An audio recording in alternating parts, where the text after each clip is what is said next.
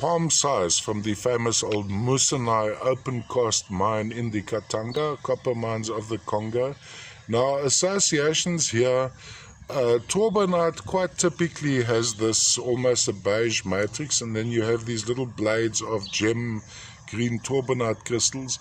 Now, sitting across here as well, which is quite unusual to the more recent material. This is why I say we're probably looking at 1980s and surrounds material here, even earlier. I got this from an old collection from a guy in Pretoria, South Africa.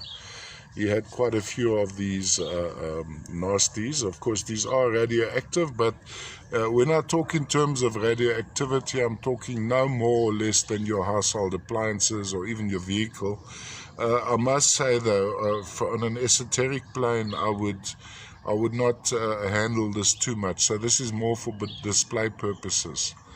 All the way from the Musanoi mine in the Katanga. So if you have it lying flat, not much happening on the back.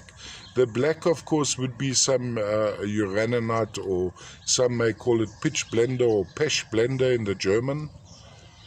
And then this green would be boteroidal malachite. And interesting enough, if you have a closer look at the green, you'll see almost patterning. Now, you'll have ashtrays, etc., made out of malachite. That's that same patterning you'll find on the edges. Other associations, I don't see any, but in fruity sections like the one on top, you may find the likes of